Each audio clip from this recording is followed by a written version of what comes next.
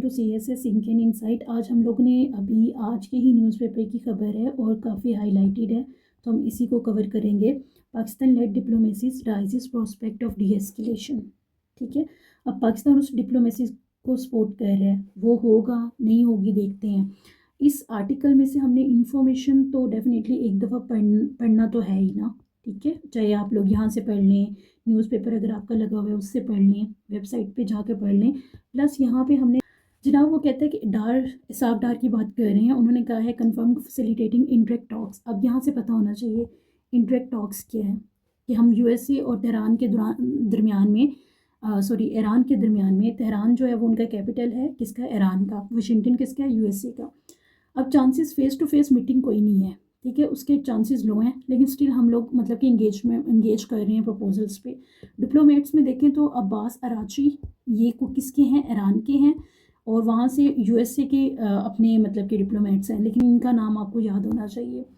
उसके बाद पाकिस्तान तो है ही है, लेकिन उसके साथ और कौन कौन है, तुर्की है और कायरो यानी कि इजिप्ट। ठीक है, इजिप्ट भी है और इसके साथ तुर्की है। ये दोनों कंट्रीज़ तीनों कंट्रीज़ मिल के एज अ मीडिएटर का रोल अदा कर रहे हैं। इन दोनों के दरमियान के हालात जो हैं वो नॉर्मल हो जाए, जंग बंदी हो जाए, ठीक है, कुछ ना कुछ हो जाए। इस आर्टिकल के राइटर कौन है, बाकी सज्जाद सैयद। अब बेसिकली इस आर्टिकल के अंदर उन्होंने क्या बात की हुई है, उन्होंने ये बात की हुई है, यहाँ पे बहुत सारे पॉइंट्स लिखे हुए हैं। जैसे फॉर एग्जांपल ट्रम्प ने 5 डे पॉज लिया था वॉर के अंदर, ठीक है, और पाकिस्तान, तुर्की और इजिप्ट वो कह रहे हैं कि ये इन्होंने एक नैरो है but D escalation window open की है। फिर उसके बाद वो क्या कहता है कि इस्लामाबाद जो था वो प्रेफर्ड वेन्यू था। प्रेफर वेन्यू से क्या मुराद है यहाँ पे, ठीक है। और उसके बाद मज़ीद हमें पता होना चाहिए कि यहाँ पे अकाया ऑफिशियल कन्फर्मिंग स्टेजेस कंटिन्यू। उसके बाद वो कहता है पाकिस्तान जो है centre stage in the process है, carried collaboration with Ankara and ये with official confirming interact exchange between Washington and Tehran continue through structural message release. ये पता होना चाहिए, डायरेक्ट कॉन्ट्रैक्ट नहीं है, ये है, तो ये फिर क्या है। अच्छा, उसके बाद उन्होंने अपनी पोस्ट, इसाक डार ने अपनी एक्स पे ट्विटर पे पोस्ट की और उस पर क्या कहा है, और ये हैं कौन, डिप्टी प्राइम मिनिस्टर और फॉरेन मिनिस्टर ऑफ पाकिस्तान है, ठीक है। उन्होंने कहा USA interact talks are taking place through messages being relayed by Pakistan. Relayed का मतलब समझ आना चाहिए कि क्या है। Adding 15 points agenda framework of USA, ये हमें पता होना चाहिए। और क्या है, ब्रदर कंट्रीज। उसके बाद एक यहाँ पे सिक्योरिटी मिलिट्री के लिहाज से chief of army staff and chief of defence forces field marshal Asim Munir साहब, इनका रोल आ गया। अब यहाँ पे ना हम अभी से ना समझने की कोशिश करते हैं, ठीक है, कि क्या है। बेसिकली वो क्या क्या कह रहे हैं कि पाकिस्तान जो है ना इस वक्त बिटवीन ईरान और USA की जो वार जा रही है, जो उनके अंदर हालात ख़राब हैं, उनके दरमियान में पाकिस्तान, तुर्की या तुर्की और इजिप्ट, ये 3 कंट्रीज़ हैं, ठीक है। ये एक मीडिएटर का रोल अदा कर रहे हैं, ठीक है। लेकिन जैसे मैंने ऊपर हाईलाइट किया, मैंने क्या हाईलाइट किया है, मैंने ये कहा है कि यहाँ पे जैसे उन्होंने बात यहाँ पे की है इंटरेक्ट टॉक्स, ये वाली क्या मतलब है, अगर बात हो रही है तो इंटरेक्ट कैसे हो रही है। अब देखें, एक चीज़ समझने की कोशिश करनी है।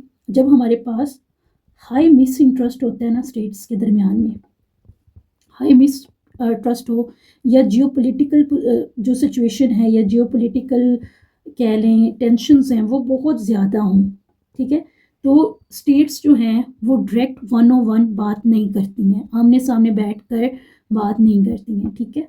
यही चीज़ है यहाँ पे हुई है। पाकिस्तान ने क्या कहा है जनाब, पाकिस्तान जो है वो डेफिनेटली इन दोनों के दरमियान एक कम्युनिकेशन ब्रिज तो है, ठीक है, कम्युनिकेशन ब्रिज तो है, लेकिन वो ऐसा है कि उसके एक साइड पे USA यहाँ पे बैठा है, ठीक है, ईरान यहाँ पे बैठा हुआ है, और दोनों का कोई आमना सामना नहीं है। बस पाकिस्तान जो है वो इसकी बात, ये जो कह रहा है उसको जाके बता रहा है, वो जो कह रहा है वो आकर इसको आके बता रहा है, ठीक है। ये है मीनिंग दैट कि हमारे पास इस वक्त जो टेंशन है वो इतनी हाई है दोनों कंट्रीज़ के दरमियान में, या मिडिल ईस्ट के क्राइसिस इतने इस वक्त हाई हैं कि जो हमारे पास, हम कहते हैं ना कन्वेंशनल डिप्लोमेसी वो परफॉर्म ही नहीं कर पा रही है। कन्वेंशनल डिप्लोमेसी क्या होती है, वही एक टेबल ये लगा हुआ है, यहाँ पे USA के डेलीगेट्स आके बैठ गए हैं, यहाँ पे ईरान के, और 101 वो बात कर रहे हैं, इसकी स्पेस ही नहीं रह गई है। ठीक है, जिससे हमें आइडिया होता है कि यार इन दोनों की जो कंट्रीज़ हैं उन दोनों के दरम्यान में टेंशन्स जो हैं वो कितनी ज़्यादा स्ट्रॉन्ग चल रही हैं।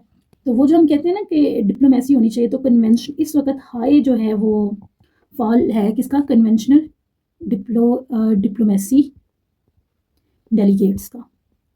ठीक है, कि वो बात कर रहे हैं लेकिन आमने सामने नहीं बात कर रहे, यानी इसको बहुत ज़्यादा डिक्लाइन है। ठीक है, और इसे हम अच्छा इस तरह का मतलब जो हुआ है, मतलब कि ये जहाँ पे एक दूसरे के आमने सामने बैठ के बात नहीं कर रहे हैं, इसके लिए हम एक टर्मिनोलॉजी और भी यूज़ करते हैं, that is controlled diplomatic loop. Control diplomatic loop. ठीक है, कि इस तरह से अब कैसे मतलब कि कंट्रीज़ को या जो एनालिसिस लोग कर रहे हैं उन्हें कैसे पता चलता है कि यार इन दोनों के दरम्यान में टेंशन्स बहुत आए हैं। इस तरह की टर्मिनोलॉजीज जब लिखी होती है ना तो उन्हें पता चलता है कि ये एक दूसरे को ऐसे हैं। हम लोग कहते हैं ना जब किसी से हमारा बहुत ज़्यादा क्लैश हो जाता था, हम कहते हैं यार बस तुम मुझे नज़र ना आया करो, ये वो। ठीक है, कि मतलब तुम मेरी नज़रें तुम्हें बर्दाश्त नहीं कर सकती हैं। तो ये वाली बात उनकी है। इस वक्त ईरान और यूएसए के दरम्यान में इस तरह के हालात हुए हैं। ठीक है, एक और पॉइंट यहाँ पे है इम्पॉर्टेंट, सेकेंड पॉइंट लिखते हैं। वो कहते हैं कि जैसे मैंने वहाँ पे हाईलाइट किया प्रेफर्ड वेन्यू। क्यों, मतलब कि हालांकि यहाँ पे पाकिस्तान है, ठीक है, तुर्की भी है और उसके साथ इजिप्ट भी है, तीनों ही हैं। लेकिन फिर भी चलें इजिप्ट का तो हम मान लें कि थोड़ा मिडिल ईस्ट के अंदर है तो वहाँ पे हालात इतने बेटर नहीं हैं कि वहाँ पे हम कर सकें। लेकिन तुर्की का भी तो ऑप्शन था, लेकिन स्टिल पाकिस्तान का जो इस्लामाबाद है इसको ही क्यों प्रेफर्ड वेन्यू कहा गया, क्योंकि इसके ऊपर इस वक्त जो भी सिचुएशन है यूएसए और ईरान दोनों का ट्रस्ट है। ठीक है, यूएसए का कैसे ट्रस्ट है कि यूएसए जो है वो बार बार ट्रम्प जो है वो हमारे फील्ड मार्शल लॉ जो है उनकी बहुत तारीफ कर चुके हैं। ठीक है, कि वो बड़े एक्सपर्ट हैं अपने काम में। और सेकेंडली ईरान के जो अब्बास है, ठीक है, तो अब्बास अरागची, इन दोनों ने ये कहा है, इन दोनों का मतलब ये कहने का मतलब क्या है कि पाकिस्तान इस वक्त जो है बेसिकली ईरान ने ये इनका स्टेटमेंट दी है कि पाकिस्तान जो है वो पोलिटिकल न्यूट्रलिटी को प्रमोट करेगा। ठीक है, पॉलिटिकल न्यूट्रलिटी के वो प्रमोट करेगा, तो इस वजह से ईरान ने इसको चूज़ किया है। और यूएसए ने क्यों चूज़ किया कि यूएसए को पता है कि हमारी जो है इसके साथ स्ट्रेटजिक अलाइनमेंट बहुत ज़्यादा है। ठीक है, जिसकी वजह से यूएसए ने पाकिस्तान को चूज़ किया है। ठीक है, तो आइडिया होना चाहिए ना कि पाकिस्तान ही क्यों, तुर्की क्यों नहीं, या इजिप्ट क्यों नहीं। इजिप्ट को हम कह सकते हैं कि मिडिल ईस्ट के अंदर है, वहाँ पे एस्केलेशन वाले जो वॉर वाले हालात है तो नहीं, लेकिन स्टिल तुर्की से भी ज़्यादा रिलायबल पार्टनर इस वक्त इंटरनेशनल वर्ल्ड में कौन रिलायबल मीडिएटर कौन खड़ा हुआ है, पाकिस्तान खड़ा हुआ है। तो ये चीज़ें क्या हाईलाइट करती हैं कि पाकिस्तान जो है वो सेफ डिप्लोमेटिक इन्वायरमेंट प्रोवाइड करेगा किसको, दोनों कंट्रीज़ को, और विदाउट एनी से political environment, without any political pressure. ठीक है, ये चीज़ होगी। और उसके बाद जनाब एक और चीज़ पता होना चाहिए, कि इस वक्त जो डिप्लोमेसी प्रमोट की जा रही है वो दोनों कंट्रीज़ के दरमियान में पाकिस्तान प्रमोट कर रहा है, लेकिन कौन सी कर रहा है, डिस्क्रीट डिप्लोमेसी है। ठीक है, कि वो एक दूसरे को फेस नहीं कर रहे हैं। ठीक है, लेकिन कोऑर्डिनेशन कर रहे हैं with the help of Pakistan and other stake holders. उसके बाद एक और चीज़ यहाँ पे हाईलाइट होती है कि जो आपकी कोऑर्डिनेशन है ना, इस वक्त पाकिस्तान जो है वो बेसिकली क्या कर रहा है, कोऑर्डिनेशन प्रोवाइड कर रहा है विद रीजनल एक्टर्स। ठीक है, ज़रूरी नहीं है कि आपके रीजनल एक्टर्स हैं तो उनके साथ आपने लड़ाई झगड़ा करना है, और वो कोऑर्डिनेशन करके भी हालात को क्या कर सकते हैं, नॉर्मल कर सकते हैं। इसकी बड़ी खूबसूरत केस स्टडी यही पाकिस्तान, तुर्की और इजिप्ट। ठीक है, उसके बाद एक और पॉइंट के जनाब यहाँ पे जो है ना वो जैसे मैंने लास्ट में जाके आसिम मुनीर साहब का नाम लिया था, तो हम कह सकते हैं मिलिट्री डिप्लोमेटिक सिंक्रोनाइजेशन है। ठीक है, कि दोनों जो स्टेट्स हैं, मतलब उन दोनों स्टेट्स के अंदर ईरान और यूएसए के अंदर सिंक्रोनाइजेशन कैसे, कि मतलब कि हमारे जो फील्ड मार्शल है ना आसिम मुनीर साहब, उन्होंने क्या कहा है, वो क्या रोल उनकी अपेरेंस, उनकी इस वक्त इस मतलब कि ये नेगोशिएशन हो रही है ना उसके अंदर उनकी इन्वॉल्वमेंट ये बताती है कि ये जो है एक रिलायबल है, कि मतलब इतनी ज़्यादा टेंस सिचुएशन में, क्राइसिस की सिचुएशन में स्टिल एक मिलिट्री जो है वो आ रही है आगे, मतलब उसका हेड जो है वो आगे आके बात कर रहा है। ठीक है, तो मिलिट्री डिप्लोमेटिक सिंक्रोनाइजेशन है। ठीक है, हालांकि देखा जाए तो मिलिट्री जो होती है वो किसके लिए, वो वॉर क्रिएट करती है। ठीक है, और डिप्लोमेट्स क्या करते हैं कि वॉर को स्टॉप करवाते हैं। लेकिन यहाँ पे पाकिस्तान की मिलिट्री का जो रोल है वो कौन सा रोल है, मीडिएटर का रोल है। वो भी मतलब कि चाह रहे हैं कि इन दोनों कंट्रीज़ के अंदर जो है वो कोई ना कोई सीज़ फायर हो जाए, मुआहिदा साइन हो जाए और ये आगे मज़ीद नुकसान की तरफ ना जाए। एक और यहाँ पे बहुत इंपॉर्टेंट क्लासिकल केस स्टडी आती है हमारे पास क्लासिकल केस स्टडी है कि किस तरह से, कि हमारे पास एक हम लोग बात करते हैं मिडल पावर मीडिएशन का, मिडल पावर मीडिएशन स्ट्रेटजी।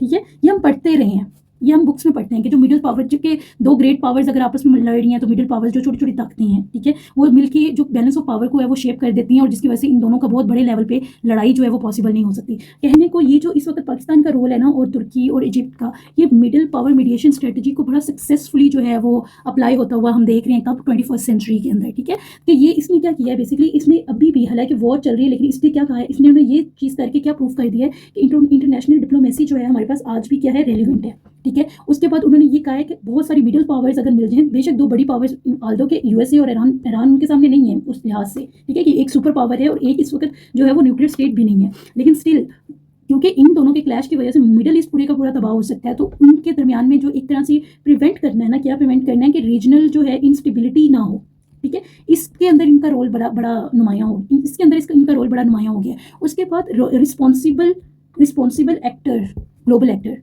हम लोग कहते हैं ना, तो इन तीनों स्टेट्स ने मतलब कि ये इनिशिएटिव लेके, ठीक है, कि हम इन दो कंट्रीज़ की निगोशिएशन करवाते हैं, तो एक रिस्पॉन्सिबल ग्लोबल स्टेट का जो है या एक्टर का रोल अदा किया, ठीक है। इस वक्त पाकिस्तान का जो या इन स्टेट्स का जो रोल है ना, दैट इज़ गो बिटवीन, ठीक है। गो बिटवीन क्या होता है, जिसमें अगेन वही बात जो मैंने स्टार्ट में की थी कि आपकी दो कंट्रीज डायरेक्ट नेगोशिएशन नहीं कर रही हैं, यहाँ पे पाकिस्तान है, यहाँ पे तुर्की है, यहाँ पे इजिप्ट है, यहाँ पे यूएसए है, यहाँ पे ईरान है, दोनों आके आपस में किसी किस्म की डायरेक्ट टॉक्स नहीं है, बल्कि ये इसे बात कन्वे कर रहे हैं और ये इसे जाके आगे फिर जो रद्द अमल इसका है वो बैक, और ये इस तरह, तो ये गो बिटवीन दोनों के दरमियान में, ठीक है। एक की सुनता है इधर से, दूसरे को बताता है कि भाई ये हो गया, ये कह रहे हैं, फिर दूसरे की सुनेगा, फिर उसको बताएगा कि भाई ये। और ये क्यों गो बिटवीन की टर्मिनोलॉजी आ रही है, जस्ट बिकॉज ये टर्मिनोलॉजी अगेन हाईलाइट करती है कि इस वक्त हालात जो हैं वो हाईली टेंस हैं दोनों कंट्रीज़ के दरमियान में, इवन कि उनके डिप्लोमेट्स जो हैं वो एक दूसरे को फेस टू फेस मिलने के लिए तैयार नहीं है, ठीक है। तो इस तरह की वैकैप का ना आपको यूज़ पता होना चाहिए, ठीक है। अब आप ये समझ लिया ना, अब आप उस आर्टिकल को पढ़ेंगे, इसके अलावा और भी है, ये थोड़ा सा ही है, मजीद आप अपना वेबसाइट पे जाके पढ़ेंगे तो आपको आइडिया हो जाएगा कि इनडायरेक्ट टॉक्स क्या होती हैं, फेस टू फेस मीटिंग क्यों नहीं हो रही है, ठीक है। उसके बाद कॉन्स्टेंट ये हो गया, समझ आ गया ना। आप इस आर्टिकल को पढ़ोगे ना तो आपको खुद आइडिया हो जाएगा कि इनडायरेक्ट टॉक्स क्या हैं, फेस टू फेस मीटिंग क्यों नहीं हो रही है, ठीक है। उसके बाद फेस टू फेस मीटिंग्स की जो प्रोबेबिलिटी है वो लो क्यों है, देन उसके बाद आपको पता चलेगा कि रेवेन्यू ऑप्शन तो ये दोनों भी थे, तो पाकिस्तान को ही क्यों प्रेफर किया गया, ठीक है, और ये सारा कुछ। तो होप सो कि ये आर्टिकल आपको अच्छा लगा होगा। Thank you so much, please do like and subscribe. और इसी तरह अगर आप डॉन का एक और आर्टिकल समझना चाहते हैं मिडिल ईस्ट के बारे में, उसके साथ एनालिसिस के साथ, तो आप यहाँ पे क्लिक कर सकते हैं। थैंक यू सो मच, अल्लाह हाफिज़।